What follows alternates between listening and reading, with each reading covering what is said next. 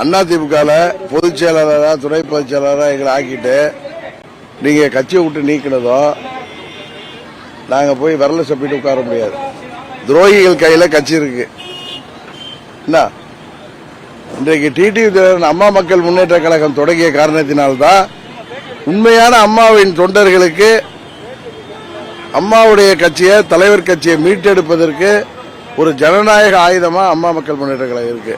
நீங்க கேட்கலாம், ஆர்கே நகர்ல ஒண்ணுதானே ஜெயிச்சிங்க, மக்களவை தேர்தலில் ஜெயிக்கலையே, சட்டமன்ற பொது தேர்தல் அப்போ எங்களை மூணாவது அணியா மக்கள் நினைச்சாங்க. இப்பொழுது முதல் அணியிலே வந்துட்டோம். இப்ப பாருங்க, அவங்க எல்லாம் சொல்றாங்கல்ல, இது சில பேர் ஏதோ பேசுறதெல்லாம் ஒரே வரல பதில் சொல்றேன். நாய் என்னைக்கு சிங்கமாகாது. என்ன நீங்க நாய் வேணா ஓனாய மாறும், சிங்கமாகாது. அது போல அவங்க வீட்டுக்கு நான் பார்க்கல, நீங்க போட்டதுல கேப்ஷன் பார்த்தேன், வீட்டுக்கு காவலாளியா இருந்தோம். எங்க வீட்டுக்கு காவலாளி எங்க வீட்டில் என்ன இருக்காங்க, அவங்கெல்லாம் நன்றியோடு இருப்பாங்க.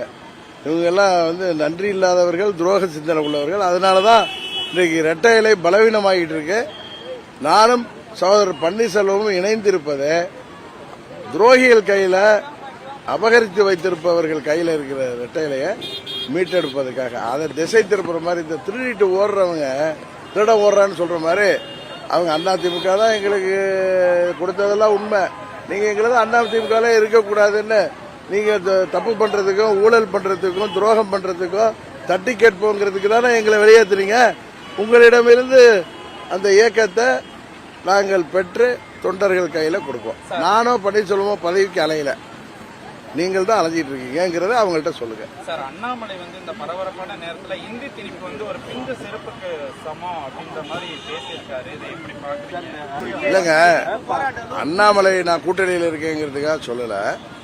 அண்ணா அந்த காலகட்டத்தில் பேரறிஞர் அண்ணா மத்திய அரசாங்கம் இந்திய திணிக்க முயன்றப்ப இந்தியா தமிழ்நாட்டில் இந்திய திணிக்க கூடாது அப்படின்னு அவர் போராட்டம் வைத்தாரு. 67 மக்கள் காங்கிரஸ் காமராஜருக்கு எதிராக திரண்டு ஆட்சியை கொடுத்தாங்க. 67 இன்னைக்கு கிட்டத்தட்ட 50 ஆண்டு ஆகுது. இன்னைக்கு அது ஒரு பிரச்சனையே இல்லையே.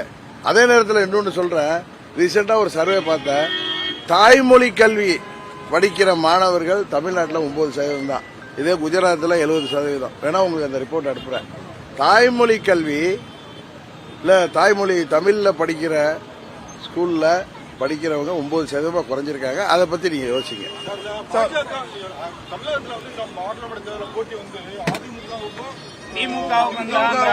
அப்படியா அப்படின்னு சொல்றாங்களா? ஜூன் 4 அன்னைக்கு நமக்கு எல்லாருக்கும் தெரியும். இல்ல அவங்க அதிமுக கிளைம்ல இருக்க எப்படி பிரச்சனை பண்ணும். செய்திகளை உடனுக்குடனும் துல்லியமாகவும் தெரிந்து கொள்ள சப்ஸ்கிரைப் பண்ணுங்க.